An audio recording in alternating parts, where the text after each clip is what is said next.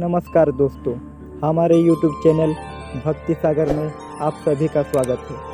आज हम जानेंगे महाभारत के उस पात्र के बारे में जो एक अतिवीर और महासाहसी योद्धा था, जिसे आप सब अभिमन्यु के नाम से जानते हैं, जो महाभारत में एक अहम भूमिका निभाई थी, जो धनुर्विद्या में अपने पिता अर्जुन की तरह ही निपुण था। अभिमन्यु अर्जुन और कृष्ण की बहन सुभद्रा का पुत्र था, जिसका बचपन अपने मामा के यहाँ यानी के द्वारका में ही बीता, जहाँ उसे अपने मामा के संरक्षण में शिक्षा और शक्तियाँ तथा युद्ध नीति की ज्ञान प्राप्त हुई। भगवान श्री कृष्ण के संरक्षण में अभिमन्यु एक अतिवीर योद्धा बन गए थे तथा उसे वहाँ बलराम जी से भी युद्ध नीति का ज्ञान प्राप्त हुआ तथा उन्होंने बलराम जी से गदा चालक की कला भी सीखी थी। उस समय बलराम जी से बेहतर गदा चालक कोई नहीं था। बलराम जी अभिमन्यु को गदा चालक में एक निपुण योद्धा बना दिए थे तथा बलराम जी दुर्योधन और भीम को भी गदा चालक की शिक्षा दिए थे, जिससे उस समय में अभिमन्यु दुर्योधन तथा भीम को शायद ही कोई योद्धा गदा युद्ध में परास्त कर सकता था। बलराम जी अभिमन्यु से इतने प्रसन्न हुए थे कि उन्होंने अभिमन्यु को एक विलक्षण धनुष प्रदान किया था। उस धनुष का नाम रुद्र था, जिससे अभिमन्यु अत्यंत शक्तिशाली बन गए थे, जिसे द्वंद्व युद्ध में परास्त करना लगभग असंभव था। आइए जानते हैं आखिर इतना शक्तिशाली होने के पश्चात भी अभिमन्यु की मृत्यु कैसे हुई। जब अभिमन्यु अपनी माता की गर्भ में था, तब अर्जुन अपनी भार्या सुभद्रा को चक्रव्यूह में प्रवेश करने तथा उसे भेदने की विधि के बारे में बता रहे थे, जिसे अभिमन्यु गर्भ से ही सुन रहा था। चक्रव्यूह में प्रवेश करने की विधि तक सुभद्रा अर्जुन की बात ध्यानपूर्वक सुनती है, परंतु जैसे ही अर्जुन चक्रव्यूह को भेदने के बारे में सुभद्रा को बताते हैं, तो सुभद्रा सो जाती है और अभिमन्यु चक्रव्यूह से बाहर निकलने की विधि नहीं सीख पाता है।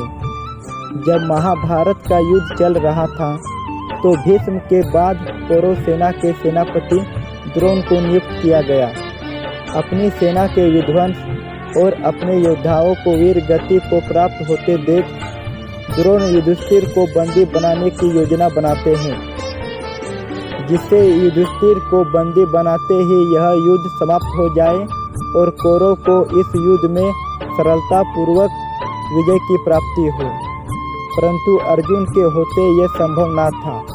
इसलिए दुर्योधन सुशर्मा से निवेदन करते हैं कि वे अर्जुन को युद्ध के लिए ललकारें और उससे युद्ध करते करते उसे युद्ध भूमि से दूर ले जाए, ताकि गुरुवर द्रोण चक्रव्यूह की रचना कर युधिष्ठिर को बंदी बना ले, क्योंकि अर्जुन के अतिरिक्त पांडव सेना में चक्रव्यूह को भेदने की विधि किसी को नहीं आती थी। अगले दिन द्रोण की योजना अनुसार सुशर्मा अर्जुन को युद्ध के लिए ललकारता है और अर्जुन को युद्ध भूमि से दूर ले जाता है। तब द्रोणाचार्य चक्रव्यूह की रचना करते हैं। यह देख पांडव सेना भयभीत हो जाते हैं।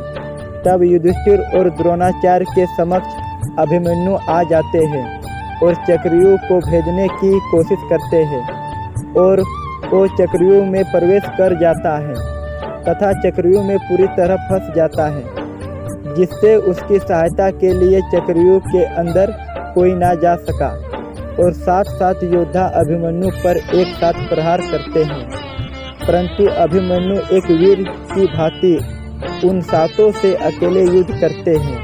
अभिमन्यु पूरी तरह से घायल होने के बावजूद भी अपनी युद्ध कौशल कला से उन सभी योद्धाओं को घायल कर देते हैं। अंत में सभी योद्धा एक साथ अभिमन्यु पर आक्रमण करके उसे मृत्यु की गोद में सुला देता है, और इस तरह एक महान योद्धा वीर गति को प्राप्त हो जाता है। आज के वीडियो में बस इतना ही। ऐसे ही धार्मिक भक्तिपूर्ण वीडियो देखने के लिए हमारे YouTube चैनल भक्ति सागर को सब्सक्राइब करें। हर हर महादेव, जय शिव शंकर।